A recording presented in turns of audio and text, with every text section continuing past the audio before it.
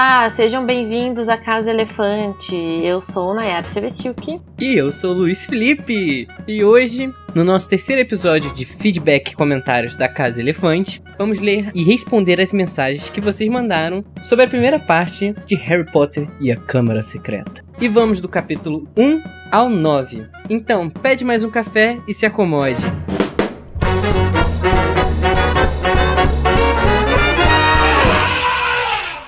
Mas antes, aquele aviso de sempre. A Casa Elefante contém conteúdo adulto e spoilers de todo o cânone do mundo bruxo, então sinta-se avisado. Estão aqui com a gente outros 2 participantes da Casa Elefante que vocês já conhecem muito bem. Pode entrar, Carol Lima. Oi, tudo bem, meus amores? Eu vou pegar essa cadeira aqui e vou pedir uma xícara de café pra mim. Pode vir também, Igor Moreiro. Oi, meninas, tudo bem? Tudo bom? Senta aqui do meu lado. Lembrando que vocês podem entrar em contato com a gente de várias maneiras, através do post no animagos.com.br, nas redes sociais, onde somos @acasaelefante, e no e-mail acasaelefante@animagos.com.br. E dessa vez temos novidade.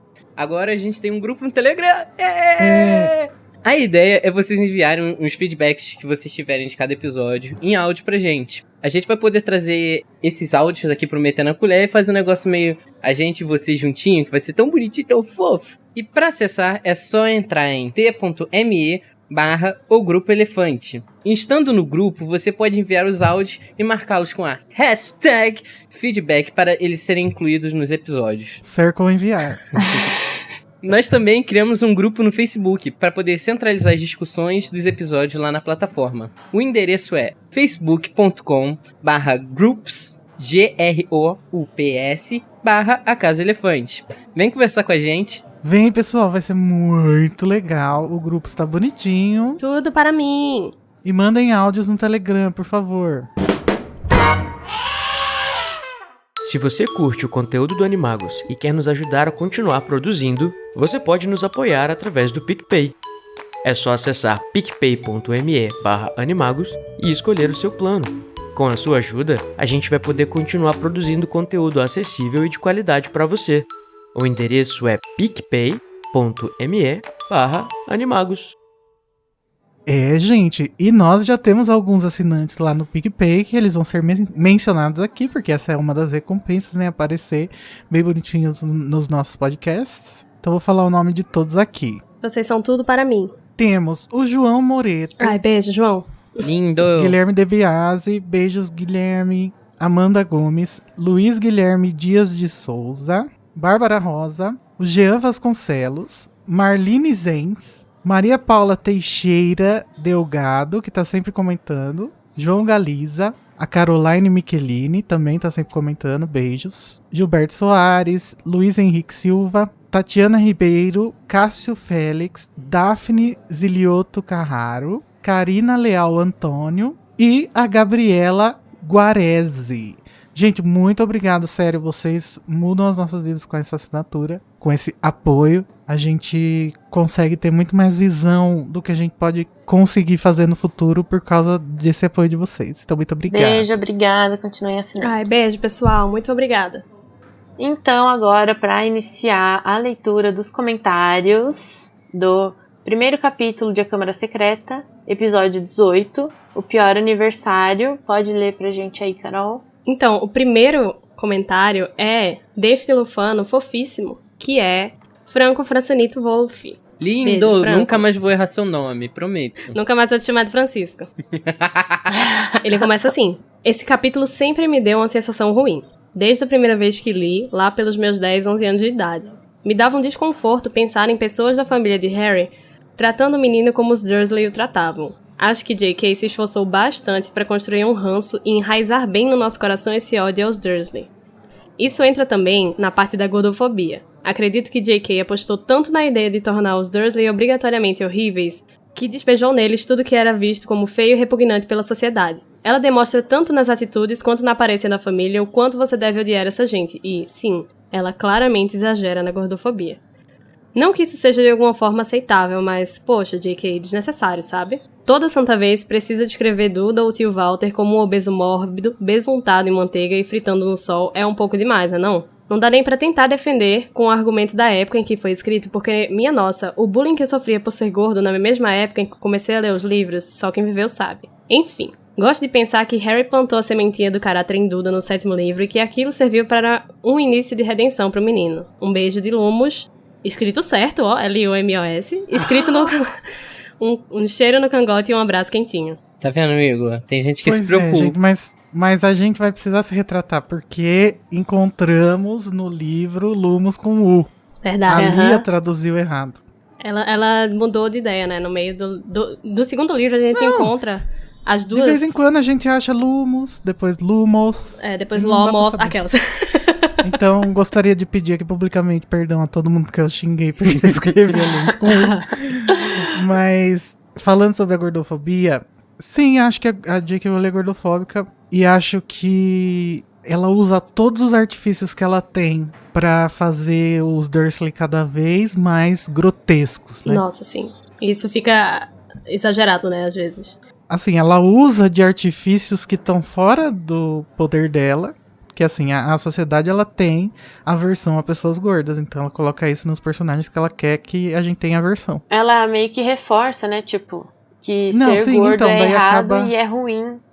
Porque Isso. faz então. o ser, sei lá, ser do mal, das trevas. Mas, assim, ao mesmo tempo, eu tenho que ressaltar aqui que isso só se tornou uma discussão muito recentemente. Uhum. Então, assim, eu mesma Mas é que assim, no- fui ter contato muito, muito perto, sabe, do tempo que a gente tá vivendo hoje. Então, assim, eu tenho que trazer esse outro lado também, porque eu acho que às vezes acaba sendo até uma discussão meio injusta. Não tô passando pano, não tô isentando do que ela faz. Eu acho sim que ela é gordofóbica. Mas eu acho que a gente tem que trazer isso à luz também, sabe? assim, eu acho que além dela usar esse negócio deles serem extremamente gordos pra gente ter aversão dos personagens, eu acho que ela também tá meio que construindo o personagem um pouco, porque o Duda, ele é uma criança, tipo, extremamente obesa, e isso leva a gente a entender como ele foi mimado na vida, né? Como que ele ganha tudo que ele quer, se ele tá querendo um sorvete,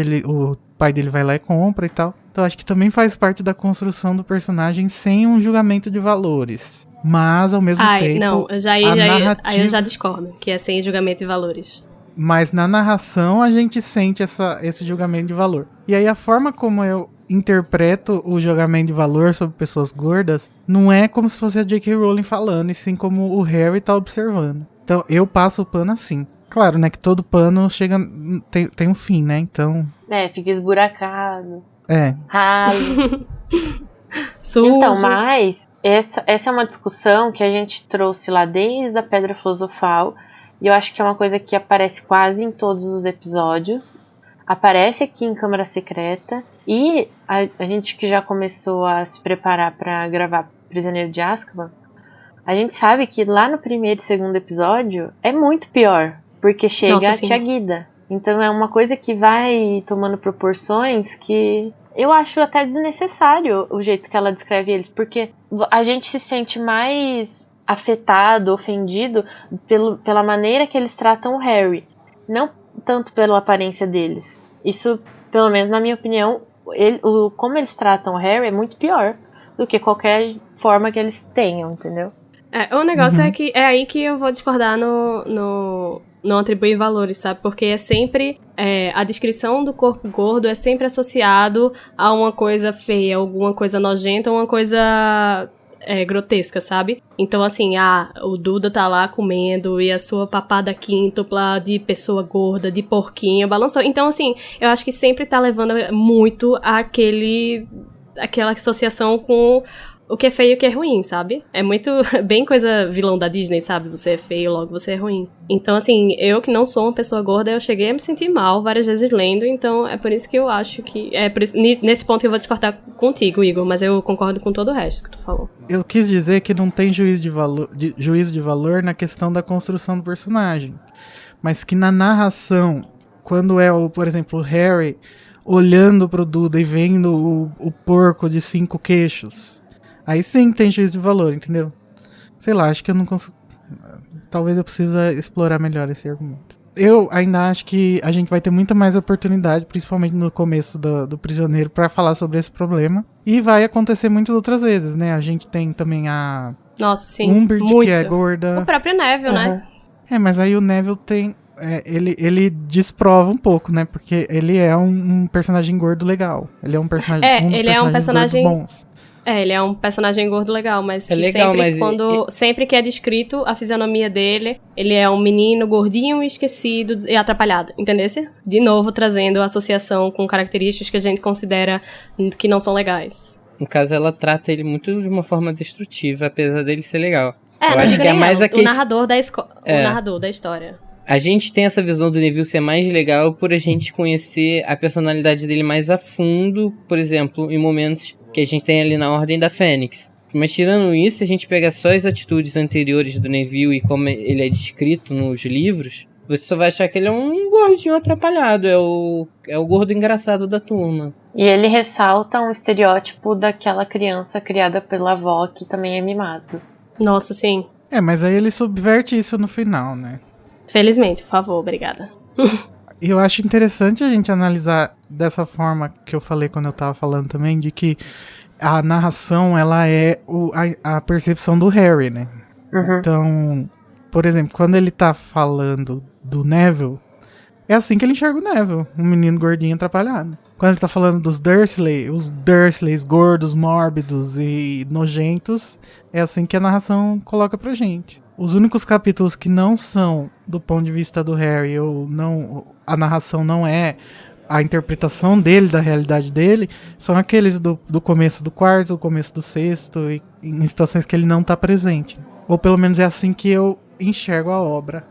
O papel do narrador na obra. Não sei se vocês concordam. Eu acho que faz sentido, eu também acho que a maioria das coisas é a interpretação do Harry. Mas alguém escreveu o Harry, né? Exato. Eu acho que é um pouco de construção da história com um pouco da visão da J.K. Mas, assim, realmente o fato de o Harry ter sido escrito por uma pessoa e por ele ser o protagonista da história é o que pesa mais, eu acho. Que é geralmente a visão com quem você vai se identificar, os valores que você vai querer ter pra você. Então, assim, sabe? Mas eu acho que isso vai ser uma discussão que, se a gente ficar aqui por mais tempo, a gente vai acabar não chegando em lugar nenhum. Porque, infelizmente, essa foi a construção da história. Então vamos agora ver os comentários das pessoas deixados no Twitter. Eu tenho aqui do Gabriel Martins, @Galarraz. Vou fazer com uma voz especial pra ele, ó. Há uma trama que está para se repetir em Hogwarts. E um emojizinho de cobra. E foi respondido pela Gabriela Lafayette, @GabiLafayette_. 3 emojis de carinha com coração nos olhos. Eba! Gabi Lafayette claramente comensal, né? Começou a Câmara Secreta. Não, acho que o Eba é porque saiu o episódio só. Não tava querendo dizer que... Gabi Lafayette, por favor, eu quero a retratação na minha mesa no próximo Metendo a Colher, tá? Por favor, obrigada. Essa citação que o Gabriel Martins fez no comentário que o Luiz acabou de citar é de um personagem que vai vir no próximo capítulo que a gente vai comentar agora, que é o capítulo 2, O Aviso de Dobby, o episódio 19. O primeiro comentário vem do Facebook e é do Franco Fransanito Wolf. E ele disse: eu adoro como esse episódio foi um tapa na cara de quem insiste em dizer que Harry Potter é apenas uma obra infanto-juvenil e não pode ser politizada. É sobre política, sim! E quem discorda pode discordar em silêncio e bem longe de mim, por favor. Nossa, eu vou digitar agora com meus pés e com a mão eu vou ficar aplaudindo. Tudo bem uma criança e um adolescente não perceber os paralelos com a realidade na obra. Mas passou ali da adolescência e não percebeu ainda, tá precisando ler de novo até entender. Amei o Cid trazer a ideia de especismo para essa discussão. Arrasou. Parabéns pelo episódio maravilhoso que eu quero esfregar na cara de todo mundo que conheço que fala que Harry Potter não é sobre política. Um beijo lufa-lufíssimo no coração de todo mundo. Lindo! Beijo, Franco. Bem lufa-lufíssimo esse comentário. Apesar da lufa-lufa ser muito mal representada nesse livro, o Franco tá aí, né? Representando com super orgulho bem. lufano. Gostaria de dizer que não só nesse livro, que eles tiveram 2 chances e nas 2 eles deram bora fora, mas isso é papo para próximos livros. Agora nós vamos para o terceiro capítulo da Câmara Secreta, que é o melhor lugar do mundo, a Toca. Verdade, lacraço. The Burrow. A Vivian Lara Valdes, eu espero ter falado o nome corretamente, mandou lá no nosso e-mail o seguinte comentário. Primeiramente, gostaria de dizer que sou mega fã do podcast. Obrigada. Obrigada. São seus ouvidos. Perfeitos. Li Harry Potter já tem uns anos e relembrar a obra trazendo essas discussões sociais está sendo uma experiência maravilhosa. Logo, gostaria de falar sobre esses comportamentos da Molly como mãe por meio de conhecimentos inúteis que adoro acumular. Por um lado, concordo com o Júnior, ou também conhecido como Cody, sobre essa predisposição que já existe na figura dela como mãe e mulher. Talvez porque minha mãe me lembre um pouco a Molly. Viu, Luiz? Fala mal da Molly agora. Eu ainda Minha tá mãe aqui, e ó. todas as minhas tias. No entanto, sempre que a gente quer militar sobre questões socialmente estruturadas, o buraco é sempre mais embaixo. Por isso, é tão difícil debater esses assuntos. Dessa forma, antes que digam que tô passando pano pro Júnior, quero dizer que tem um professor chamado Gary Chapman, autor de um livro chamado As 5 Linguagens do Amor, lançado em 1992, que foi o ano que eu nasci, amo a bibliografia. Sei que parece um trem meio autoajuda, mas na verdade é uma pesquisa que ele fez sobre o comportamento das pessoas e suas demonstrações amorosas. Ele aponta que uma dessas formas é o, abre aspas, amor de dar. A pessoa só sente que está amando quando faz coisas pelo outro. E assim é como vejo a Molly, essa mãezona que gosta de fazer as coisas pelos filhos, cuidar da casa e tomar as rédeas porque acha que ninguém, além dela, é qualificado para isso. Nossa, o tapa tá doendo aí, Luiz? O amor dela se move pelo gesto. Essa coisa de se sentir útil para eles, o que em momento algum invalida sua posição de mulher independente. Acho que muitas mães na realidade são assim. Por isso, dá essa impressão de coisa socialmente estruturada. No mais, me disponho para participar de qualquer debate cabeludo desses. Um beijo pessoal. Eu e você, 5 horas da tarde na Praça da Sé. Vambora. A gente vai ter essa discussão. Olha, porque primeiro, eu posso queria... provar que não é tão boa, mãe. O Luiz fez a pose do macho escroto. Primeiro, eu queria falar que esse e-mail foi muito bem escrito. Eu amei. Não, eu amei também. Achei muito relevante o que foi falado aqui. E acho sim que as mães têm que ser representadas em todas as mídias, como personagens e tal. Mas eu acho que a Molly tem sim esse defeito de que ela é apenas uma mãe, a gente não sabe mais nada sobre ela e eu tenho muito problema com isso, sabe? A gente não sabe no que ela é boa além disso, a gente não sabe o que ela gosta além disso, então com isso eu tenho um problema sim. Eu vejo muito ela em tudo isso que você falou, mas mesmo a pessoa que é mãe, ela não é só mãe, entendeu? E eu queria muito que a personagem tivesse esse aprofundamento, que eu acho que ela merece sim, eu acho que ela é uma mãe incrível, ela tá de parabéns nesse quesito, mas eu queria saber quem ela é, sabe? E é esse meu problema que eu tenho com a Molly. A gente sabe que ela não é uma pessoa fraca e que ela não está ali apenas para, sei lá, cozinhar ou limpar a casa. Porque ela participou das 2 guerras bruxas. Ela faz parte da Ordem da Fênix. Ela sempre esteve envolvida. Então eu acho que realmente falta um pouco e eu não sei, não vejo ela como uma personagem fraca. Será que não entra aí de novo a questão do ponto de vista? Porque pro Harry, ela é só a mãe do amigo dele mesmo. Não, mas aí a gente vai ter que, então, comentar todos os personagens como ponto de vista do Harry e ele é o maior preconceituoso, então. Porque assim, tinha como, sabe, a JK botar na casa dela elementos que mostrassem mais essa personalidade mesmo, porque eu vejo que falta nela, porque uma mulher que tem filhos, ela não perde toda a personalidade dela e vai virar só mãe, sabe? Não, aí eu vou dizer que tem algumas pessoas que isso acontece, mas ela não é o caso, porque senão ela, por exemplo, em Relíquias da Morte, ela não ia voltar, ela não ia aparecer lá na batalha de Hogwarts, ela ia ficar, sei lá, num lugar cuidando de todo mundo que estivesse chegando. Não, eu acho que ela escolheu ser a mãe, sim, só mãe. Eu não acho que ela é só mãe. Eu acho que se a gente pegasse e lesse um texto que a J.K. Rowling escrevesse em alguma circunstância sobre a Molly, do mesmo jeito que tem da McGonagall, por exemplo, a gente poderia ter acesso a essas coisas. Eu acho que a gente tem muita limitação de informação por causa dessa questão de tanto de ser o ponto de vista do Harry, quanto de ser uma narrativa infanto-juvenil. Em que ela precisa simplificar a personalidade de todo mundo ao máximo para que o leitor consiga compreender. Acho que nos outros livros as personalidades vão se complexizando, tipo a do Snape e do Dumbledore, porque eles estão ali no centro das atenções. Agora a Molly, por exemplo, ela não tem muita construção, muito espaço pra crescer. Mas isso é o caso de todas as personagens femininas, tu já notou? Que quem tem compleição e construção massa é Snape, Dumbledore, Lupin, os marotos. Mas Lilian não tem, Molly não tem, Tonks não tem, sabe? Que falta.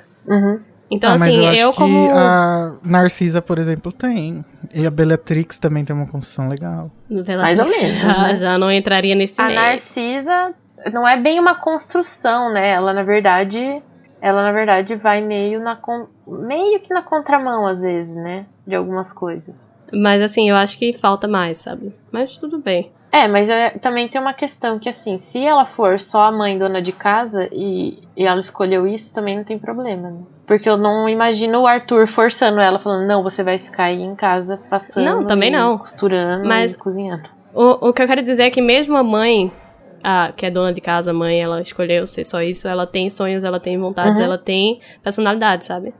Ué, mas a gente não tem oportunidade, entendeu? É isso que eu tô dizendo. A gente não conhece, é só o que a gente imagina ou o que a gente quer que seja, né? Então, JK, por favor, um texto sobre Molly Weasley na minha mesa. Uma série na Netflix. Aí já é demais. Molly. Mas eu quero saber do que ela gostava quando ela ia pra Hogwarts. Eu quero saber o que ela queria ser quando ela se formasse. Isso eu acho que dá um negócio legal e que a gente tem pra Minerva, por exemplo, que a gente não tem pra ela. Por quê a gente não tem pra ela, né? A fanbase da Minerva é grande, né, pensou, querida? vou fazer depois. Daí depois a verba da Sony acabou. And tomorrow never came. Mas eu acho assim, que quando a gente fala sobre o assunto mãe, a gente precisa levar em consideração que essa série foi escrita com a mãe dela muito na frente, assim, do pensamento dela, né, da J.K. Sim. Então, quando a gente pensa na Lilian, na Narcisa, na Molly, que são, acho que, as mães que têm mais importância destaque, pro né? final da saga, eu acho que todas elas são um pouco de reflexo da mãe perfeita da J.K. Rowling, que a visão que ela tem do que é ser uma mãe. E aí ela também consegue botar nessas personagens a complexidade que ela mesma conhecia na mãe dela. Que eu acho que aí ela espelha um pouco na Lilian, sabe? A mãe de verdade dela. De ser, assim, a perfeita. Ela projeta, né? Não é nem espelhar, ela projeta. E casou com um cara escroto, entendeu? Então vamos para o próximo comentário. Isso, que é de Gilberto Soares. E ele fala assim: estou profundamente desgostoso com o Junior Code, chamando o reizinho Arthur Weasley de corrupto. Levanto o momento arrelia, pois o Ford Anglia voador não configura corrupção nas definições da palavra.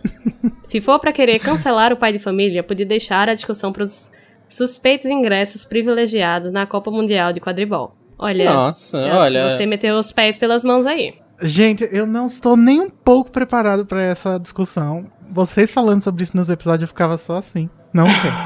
Eu estou com o Junior Code nesta, porque você se utilizar de brechas na lei para fazer algo que, se outras pessoas fizessem, elas seriam punidas, eu acho que pra mim isso é corrupção. Eu acho que isso para mim é a definição de corrupção no dicionário. Vamos pegar a definição pra ver? E o Junior Code respondeu, né, esse comentário, dizendo que Gilberto Soares, se utilizar de um cargo público para fazer coisas ilegais que você mesmo puniria outra pessoa por fazerem a mesma coisa, não for a definição número 1 no dicionário de hipocrisia e corrupção, eu engulo este arre com gosto. E botou um emojizinho do morrendo de rir.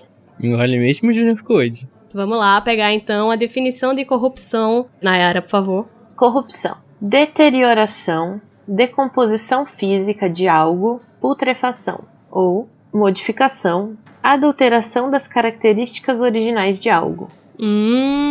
Tipo carros que voam? Não, eu acho que isso se encaixa no fato, por exemplo, dele ter... Inclusive, ele assume isso na narrativa. Ele fala, eu dei um jeitinho lá na lei pra que isso não fosse enquadrado como crime. Pra que eu pudesse fazer isso. Mas isso já é corrupção. Isso é corrupção. Sim, mas daí você considera ele, tipo, o corrupto, o político brasileiro que paira sobre o Brasil Aí já é E o demais. PT, hein, Junior Code? O Arthur Weasley é do PT. Vou chamar o senhor Sérgio Molo pra prender o Não Arthur imita Weasley. o Bolsonaro aqui. Eu não no imitei o programa que eu sou Bolsonaro. Mas ela viu chegando aí no seu cérebro. Quer dizer que eu já tava prevendo que isso ia acontecer. Ai, obrigada, Nayara. Vai o próximo, Luiz. Franco Frassanito Wolf Maia. Esse é um dos capítulos mais gostosos da saga inteira. Verdade. Nos dá toda a personalidade da família Weasley, igual algumas pessoas chamam aí. Principalmente de Arthur. Quando li pela primeira vez, fiquei me perguntando se um dia os Weasley chamariam Harry para morar com eles. Nunca aconteceu, obviamente. Ai, esse é Nunca lindo, diga né? nunca, pode ser que tenha acontecido. A gente não... Logo depois que eles se casaram, eles ficaram lá na casa da Ai, que Molly um ó. tempo até arranjar um dinheiro. Mas não acredito. que o Mas que é Harry só colocar herdeiro. mais 2 andares. Harry é herdeiro, amigo. É. Ah, mesmo. querido. Herói Esqueci. de guerra? Vamos para o próximo episódio, que é o Vamos. episódio 21, que se chama Na Floreios e Borrões. A gente teve um comentário no site do Bizarro, o Bizarro que sempre aparece nos comentários do podcast Animagos também. Ele disse: li apenas em português, então não sei se traduziram certo, mas acho bizarro. Bizarro. As lesmas carnívoras do Hagrid comerem os repolhos dele. Dá um pedaço de carne pras coitadas. Verdade, será que isso é uma piada? E a gente não percebeu. E se elas São forem lesmas veganas igual a vegetarianas. Nayara? É verdade, são lesmas carnívoras veganas. Ai, nossa. A gente Elas são herbívoras. acabamos de quebrar a Nayara. Ai, nossa, buguei. O próximo comentário é do Franco Frassanito Wolf. Ele está muito exibido nessa câmara secreta, gente. Nossa, sim. Já pode pedir música. Ele disse: todos sabemos onde JK buscou inspiração para o Pod Flu. E logo embaixo ele comentou: para quem não entendeu, tô falando de um pó branco aí. Claramente o Pod diz. Claramente. Pode dizer. Não entendi nada. Bicarbonato de sódio, Farinha sal, de trigo? açúcar. Imagina. Goma de Já sai um tapioca? caramelo. Caramelo salgado. Não entendi, Franco. Como assim? Explica Depois pra eu te gente. explicar. O próximo comentário é de Mariana Dias e ela fala assim: gente, sobre a questão dos livros foi mencionado que, tirando de feitiços, o restante são todos do Lockhart. Uma provável explicação. Acredito que naquele ano não tenha sido necessário comprar livros para as outras matérias. Pode ser que eles usassem o mesmo livro todos os anos, ou pelo menos por mais de um ano. Isso acontece na faculdade, por exemplo, como algumas matérias. Verdade. Isso acontece no ensino médio. Nossa, Mariana, lacrou. Olha aí, gente, que é um pano bem passado, hein? Não, mas eu acho que é mesmo, porque... Eu também. Tipo, o livro concordo. padrão de feitiços, eu imagino que seja um livro bem grande, não que seja o Animagos lá, o Animagos não, o Animais Fantásticos. Animagos, saudade. E, meu, eles não vão ensinar todos os feitiços que tem no livro em um ano, entendeu? Mas o padrão de feitiços Aham. é justamente este que tem que cobrar todo ano. Não, é tipo aqueles... Esses livros, eu acho que é tipo aqueles que as pessoas que faz direito, aquele livro que tem tudo e passa... Vai- Vademecum. Isso, esse aí. Não, mas então, tipo assim, o de História da Magia a gente imagina que só tem que comprar uma vez, por exemplo. O padrão de feitiços a gente sabe que ele tem em todas as séries. Tem primeira série, segunda série, terceira série. Mas, assim, Transfiguração, acredito que não tenha muitos mais. E a gente vê ele comprando mais... Vocês acham que a McGonagall precisa de livro pra dar aula? Não precisa. Não precisa Ela mais, usa é bom, né? Prezi. Tem uma bibliografia pra ter por onde estudar, né, meu amor? Mas assim, a gente vê Harry comprando livro de verdade quando começam as eletivas, né? Que aí ele vai comprar os livros das eletivas. Então, tudo bem, tá tudo bem. E no próximo livro, o único livro que ele compra é o do Hagrid, né? Não, ele daquele compra o do criatura. Hagrid, ele compra o de O Esclarecendo o Futuro. Então ele vai comprar os das eletivas que ele vai fazer. O de Hagrid ele nem compra porque Hagrid dá pra ele. E depois ele compra o de poções, quer dizer, meio Sim, que não eu acho- compra. Assim. Porque eu acho que ali também é um curso avançado, né? Uhum. Que é o poções depois dos nomes já, então assim, justifica. Mas assim, aí entra uma coisa que o de Defesa contra as Artes das Trevas provavelmente deve ser um livro que você compra todo ano, mas totalmente desnecessário você comprar, sei lá, não lembro quantas em números era Não, exatamente. Eu os acho que livros. nem é. Tipo, nem ele é nem pra tem comprar como todo estudar ano. tudo isso. Nossa, sim, e assim, vamos lembrar que os livros do Lockhart, ele tem aquele que é como fosse um manualzinho, que é o que a senhora Weasley tem em casa, né, como lidar com pragas domésticas e tal, mas o resto dos livros dele, aparentemente, são todos romances. Que ele vai fazer uma descrição romance autobiográfico ali. Então, assim, o que é que aquilo ali tá acrescentando como material base pra uma disciplina, sabe? Então é puro, assim, o ego dele falando mais alto. A não ser que seja literatura bruxa. Exatamente. Naquele ano, a defesa se transformou em Lockhart. Lockhart contra as artes das nada. trevas. Ou seja, sim. Mas a Mariana lacrou demais. Nossa. Então agora vamos para o episódio 22, O Salgueiro Lutador. Temos um comentário lá do Facebook, do Gilberto Soares de novo. Depois de ter defendido Arthur Weasley, este episódio me influenciou digital... Ai, não fala isso. A concordar com a sua corrupção. Cancelado. Ai, Gilberto. Correto. Não, que... Gente, plot twist, era ele que tinha defendido Não, agora gente, veio pra falar que concorda. não, gente. Que isso? Ele tá falando de cancelar o Arthur. Vocês estão malucos? Vocês estão cancelando... Amigo. Ah, não, vocês estão muito radicais pra mim. Eu prefiro não falar sobre isso, porque eu acho que ele é corrupto, mas eu não quero falar sobre isso. Eu ainda não estou pronto Gente, para Mas eu ter acho essa que ser discussão. cancelado é too much. Exagerou. Não é pra cancelar. Hoje em dia, se no você mundo da magia soltar não um existe peido mais cancelamento. alto, você é cancelado. Ah, por favor. Mas também, às vezes... E daí depois você vai descobrir que nem era um peido, era o barulho da cadeia. Não, mas daqui a... Sabe o que eu tava pensando? Hoje em dia não tá adiantando mais cancelar ninguém. Gente, o cancelamento não existe. O cancelamento só faz as seletivo. pessoas pensar que não tem como mais ser cancelado, daí só faz merda depois do cancelamento. Mais merda ainda. O pessoal tá usando muito essa desculpa, né, da cultura do cancelamento pra não receber mais crítica. Recebe uma crítica e tá dizendo, não, tô sendo cancelado também. Então, assim, Verdade. tornou-se uma instituição falida.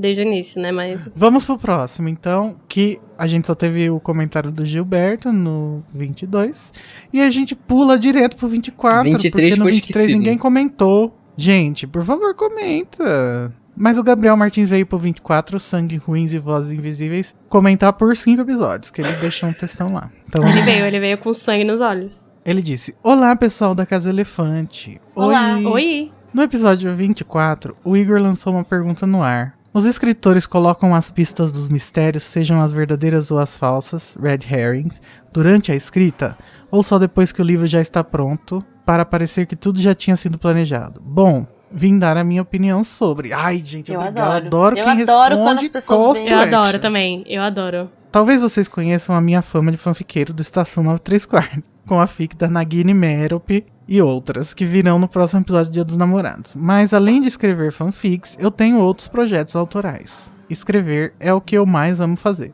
E eu juro que fora do mundo das fics eu sou mais racional e não tão surtado. Eu espero, viu, Gabriel? Eu espero. Mas além de escrever, eu gosto muito de pesquisar e estudar sobre métodos e processos de escrita. E como exemplo para a questão levantada pelo Igor, vou usar uma frase do autor George Martin. Mas esse não era cantor? Segundo ele, existem 2 tipos de escritores, os arquitetos e os jardineiros. O Martin mesmo se classifica como jardineiro. E fica claro na sua principal obra, As Crônicas de Gelo e Fogo, Game of Thrones, nunca ouvi falar. Pois ele não gosta de planejar tudo milimetricamente antes. Ele planta as sementes e vai desenvolvendo. E isso reflete, por exemplo, que no início ele nem sabia quantos livros seriam. Primeiro seria um livro, depois uma trilogia, depois 5 livros e agora a previsão que serão 7. Tá bom. E esse processo todo de jardinagem está levando 20 anos. No caso dele, ele precisa colocar as pistas de mistério enquanto escreve para talvez utilizar elas, ou não, no futuro, pois ele ainda não tem todo o futuro estabelecido. Ou seja, coitado do editor, né? Ai, gente, não. Eu não confio muito no George Martin, mas tudo bem. E muito menos a obra finalizada para voltar e acrescentar coisas. Já os escritores arquitetos, vou usar de exemplo Suzanne Collins, autora de Jogos Vorazes. Aí, Carol. Ela é o exemplo perfeito. Todos os livros têm exatamente 27 capítulos, divididos em 3 partes de 9 capítulos. Todos com mais ou menos o mesmo número de páginas. Tudo já foi planejado de antemão, o que para ela facilita voltar ao final da escrita de cada livro ou capítulo e adicionar as pistas que ela quiser, já que tudo está estabelecido. Ela só não arquitetou muito bem o tempo, né, em que o livro dela ia ser escrito, mas tá tudo bem. Levando em consideração esses arquétipos trazidos pelo Gabriel Martins, eu diria que o Philip Pullman também é um jardineiro. Como todo mundo sabe, eu só conheço livros da J.K. Rowling e Philip Pullman. Mas e a Rowling? Ao meu ver, ela não é exclusivamente nenhum extremo desses exemplos. Ela tinha um certo planejamento estabelecido, sempre soube que seriam 7 livros, já tinha vários plots pensados, como o do amor da Lilian, mas ao mesmo tempo ela tem muito de jardineira, vide as diferenças gigantes entre os desenvolvimentos e tamanhos dos livros. Algumas sementes que ela planta levam a muitas sub-histórias, já outras não. Vamos lembrar que ela já tinha o último capítulo também, né? Então, em vários vídeos de entrevista que o pessoal faz, aqueles, tipo, documentário de 1 hora, não sei o que lá, mostra que quando ela foi escrevendo, ela não ia escrevendo de uma forma linear, como eu imagino que seja o processo de um arquétipo jardineiro, entendeu? Que ele já botou as pistas lá atrás e daí ele escolhe se vai desenvolver ou não. Ela foi escrevendo, tipo, partes, né? Por exemplo, sei lá, ela teve um clique, pensou num personagem, escreveu uma passagem dele, essas coisas. E daí foi construindo, então eu acho que ela é uma mistura mesmo dos dois. Ela não é só arquiteto nem só jardineiro. Ou seja, ela é caótica. Ou seja, ela é perfeita. A forma como o Gabriel falou aí e a forma como eu entendo que ela escreve, pra mim é a forma mais saudável e mais interessante, mais legal de se escrever, caso eu fosse escrever alguma coisa algum dia. Porque, tipo, ela faz um esqueleto da história e aí ela se permite de aumentar algumas coisas que ela antes não tinha pensado que poderia explorar e tal. E se permite sair também desse esqueleto pré-feito dela. Eu acho interessante você escrever assim. Agora, se você ficar muito preso aos planos, talvez você acabe meio doido, né? Escrevendo umas coisas meio... que não é tão legal. E o legal do jardineiro que vai plantando as sementes é porque, às vezes, quem tá lendo se apega a certas sementes, por assim dizer, que na verdade não vão ser utilizadas. Vai dar em nada. Só estão lá, entendeu? Se um dia quiser usar, usa. Mas, muito provavelmente, nunca será seria, retomado. por exemplo, o medalhão da Sonserina, que aparece lá no 5º, mas se a Rowling nunca tivesse querido usar essa semente, ficaria ali só como um medalhão mesmo, foda-se. Exatamente. Ele continua.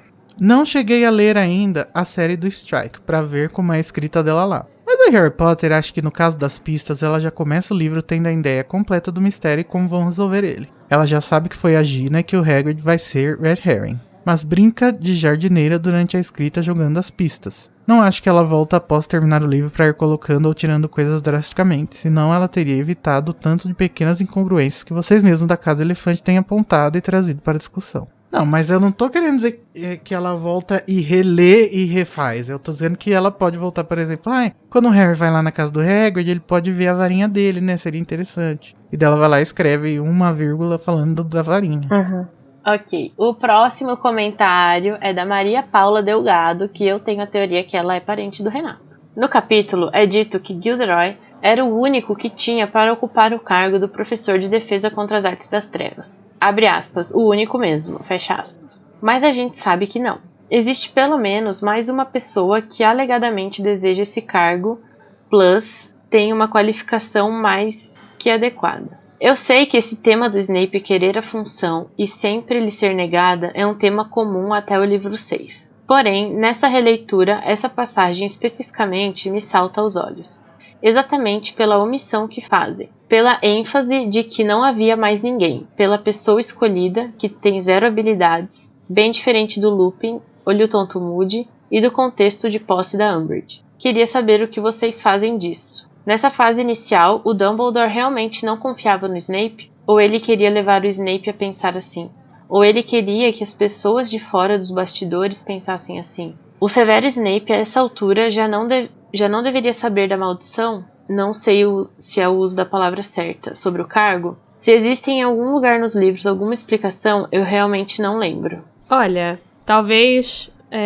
todo mundo sabia, sim, que ele queria ir pro cargo de defesa contra as artes das trevas, mas se ele saísse, quem é que ia dar aula de poções, sabe? Uhum.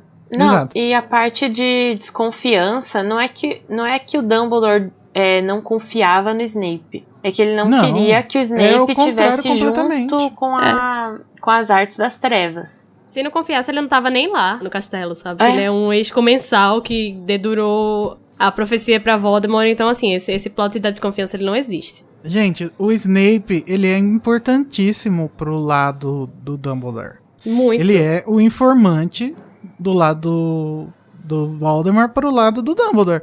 O Dumbledore não pode perder o Snape. Se o Snape for dar aula de defesa das trevas, daqui a um ano ele não vai mais estar lá na escola. Porque a maldição é isso. Então é por isso que o Dumbledore não deixa ele ser o professor. Assumir o cargo. Mas a gente vai ter mais comentários sobre isso no próximo episódio, que vai sair na semana que vem, sobre o capítulo O Balaço Errante. A gente vai falar sobre isso no episódio. A gente não, porque eu não tô, mas vai estar o Sidney, a Nayara e o Luiz. E outra coisa, esse negócio do Dumbledore dizer que ele era o único que tinha pra ocupar o cargo, não foi o Dumbledore que falou, foi o Hagrid. Então, pode ser que o Hagrid esteja parafraseando de uma forma errada, tipo, não é que ele realmente seja o único. Telefone sem fio, querido. Existem poucas pessoas, sabe, gente? É hipérbole que chama. Ah, mas nesse caso eu acho que não foi hipérbole, não. Mas tudo bem. O próximo comentário é do site, e é de James, ou James, não sei. E ele fala assim: caramba, que episódio maravilhoso! Essa ideia de revisar capítulo por capítulo dos livros da saga de Harry Potter é ótima e tá sendo muito bem feita. Ai, obrigada. Obrigado, James. Amei as revisões nas traduções, impecável e atemporal. Ai, gente, não enche meu ego. Roco, corre aqui.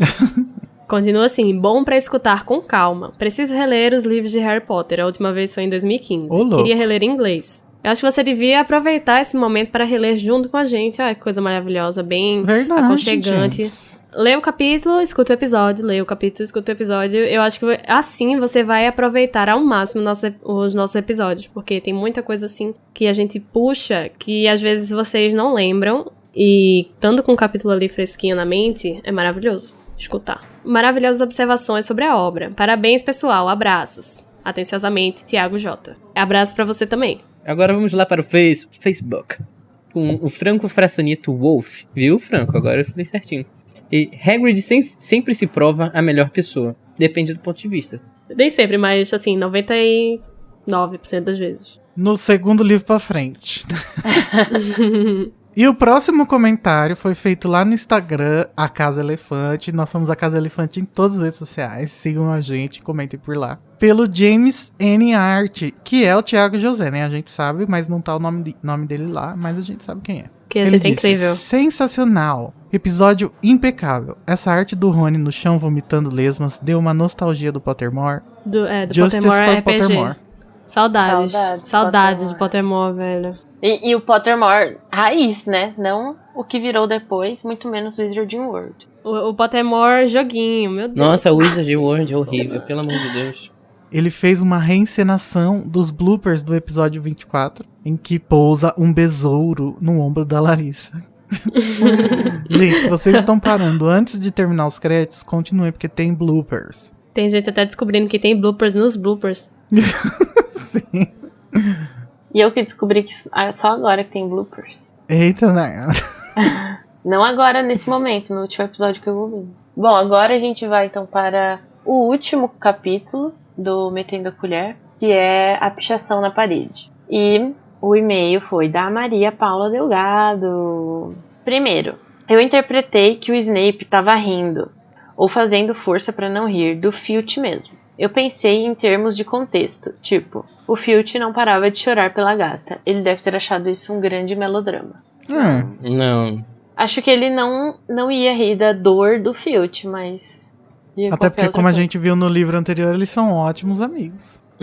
Melhores amigos. Segundo, achei massa que o Rony diz que precisa ser muito, abre aspas, tapado para acreditar que um aluno está interessado na teoria de algo sem a intenção de realmente aplicar esse conhecimento. Porque é nessas horas que eu lembro que Vold não teria este problema todo no mundo se não fosse um professor tapado, realmente. Haja paciência que esse homem ainda é da minha casa. Eu não entendi, ela tá falando mal do Rony? Não, ela tá falando mal do Slughorn. Que ela fala, Vold não seria desse problema todo do mundo se não fosse um professor tapado. Mas eu acho que isso não é tão culpa aí do Slughorn, não. Ele só respondeu uma pergunta. Claro que não, o Voldemort seria isso de qualquer forma, gente. Ele ia chegar nessa informação de qualquer maneira. Ele ia ter... É justamente isso. Obrigada, né? Na verdade, o Slughorn, não ele foi... Não botem a culpa no Slughorn, coitado. Ele é a vítima. Ele é o único Sonserino que presta e vocês querendo cancelar. O cara tá tirando dúvidas de coisa aí da curiosidade aí do estudo e vocês estão reclamando e depois vão falar... Terceiro, Quando eu reli a passagem sobre Salazar Slytherin, eu tive uma impressão diferente da do Rony sobre ele ter criado essa ideologia do puro sangue. Do jeito que o professor coloca, me pareceu muito mais um problema de confiança, e não que o sangue deles é literalmente ruim ou que eles sejam menos mágicos. É claro, o Rony é uma criança, mas muita gente interpreta Salazar dessa forma, inclusive eu também interpretava assim. Nesse contexto, a Câmara Secreta poderia ser um mecanismo de defesa, uma medida emergencial em caso de os nascidos trouxas realmente traírem a outra parcela da comunidade bruxa, começar a vazar informações, por exemplo. E sim, Nossa, eu sei que ainda não existia estatuto para obrigar os bruxos a ficarem na deles. Afinal, Hogwarts foi construída para isso, para ser um lugar seguro em relação aos trouxas, porque o basilisco nunca foi usado, porque nenhum herdeiro até a era dos Riddle em Hogwarts. Claro, de novo, estou me baseando 100% nesse capítulo isolado. Realmente não consigo lembrar de mais nada sobre o Salazar Slytherin. Outra coisa é que não excluo a possibilidade dele ter sido mesmo supremacista. Eu Mas acho que amiga, você tá levando muito, assim, a boas contas a pessoa do Salazar Slytherin, entendeu? É. gente, Você tá ele dando era muito crédito a supremacista. ele. Ele era Inclusive, a origem do termo sangue ruim e dos estudos sobre isso que fizeram isso virar um preconceito, um A racismo thing, uma coisa, um É, conceito. no mundo bruxo vem dele. Então, E outra, Hogwarts só tem 4 casas porque ele não queria ensinar todo mundo. lê lá no Wizarding World sobre o Salazar, pra você ver, Maria. Agora a gente vai pros comentários do Twitter. E o primeiro que eu vou trazer é do Marcos Mato. Marcos Mato tá sempre interagindo com a gente lá. Beijos, Marcos. E ele tá sempre divulgando a gente pra todo mundo, adoro. Muito Ele obrigada, até viu, fez Marcos? ele não foi ele que Lacrou. fez uma thread pra Rocco? Falando pra chamar a acho que foi. gente? Ah, Palmas, tudo eu para amei. mim. Eu retuitei Lá- tudo. Roupa, escuta, Marcos. Ele fala assim, Marcos. Amei o episódio de Metendo a Colher 2, da @acasaelefante e, só para constar, estou fazendo jabá do podcast para os meus clientes Potterheads na livraria onde trabalho. Ai, Eu tudo lembro para quando ele mim, meu falou Deus. isso. Lacrou. Maravilhoso. Eu amei, Ai, sério. eu amei fico também. muito feliz. Se a gente fosse rico, a gente mandava uns adesivos, porta-copos, sei lá, uns merchan do Um Animax, box. do Casa Elefante. E ele termina dizendo, seus lindos, beijos. Beijos, Marcos. Isis você que é lindo. lindo. Arrasou. Agora temos um comentário aqui da Maísa. Eu tava muito triste, sabe? Porque no novo setor eu não consigo ouvir Spotify e não tava conseguindo ouvir a @casaelefante. Hoje eu achei eles no YouTube, não que antes eu tivesse procurado. E que saudade de ouvir a voz deles. Ai, Maísa, mas assim, Coração. gente, como vocês viram, no final do episódio 17 da Pedra Filosofal, a gente parou de postar no YouTube porque ninguém tava assistindo, ninguém tava ligando e dá muito trabalho pra fazer. Então, gente, nós não estamos só no Spotify, tem em todos os lugares que tem podcast. Tem no Google Podcast. Inclusive tem no site, se você entrar lá no animax.com.br, no post mesmo, tem um player pra você assistir, escutar. Estamos, inclusive, no Deezer. E lá no player dá pra você Todo baixar o lugar, episódio, até no Google queridos. Podcast, gente tá. É isso aí. E agora, o Rodolfo Júnior falou que as artes dos nossos episódios são maravilhosas. Parabéns aos responsáveis. Ai, obrigado, é o eu tenho Édipo muito trabalho Barreto pra fazer. Não é o Luiz, é o Édipo Barreto que criou o conceito e eu que faço a curadoria pra escolher os objetos que aparecem, e daí dou lá uma mexidinha neles no Photoshop pra fazer eles ficarem bem bonitos, tipo a Kim Kardashian, e aí fica lá muito ótimo. Obrigado, Rodolfo. E vamos agradecer aqui também 2 pessoas que mandaram comentários.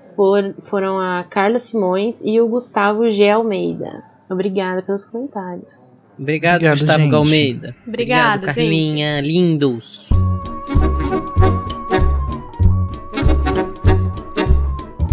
Gente, antes de terminar o episódio, gostaria de lembrar a todos que agora nós temos um grupo no Telegram aonde a gente espera que vocês mandem áudios com os feedbacks para que a gente comente sobre eles aqui no Metendo a Colher número 4 próximo, em que a gente vai falar sobre o final do Harry Potter e a Câmara Secreta. É só você mandar o áudio lá e mandar também o hashtag feedback pra gente poder achar depois. Mas onde é que eu entro nesse grupo do Telegram? Como é que eu faço, Igor?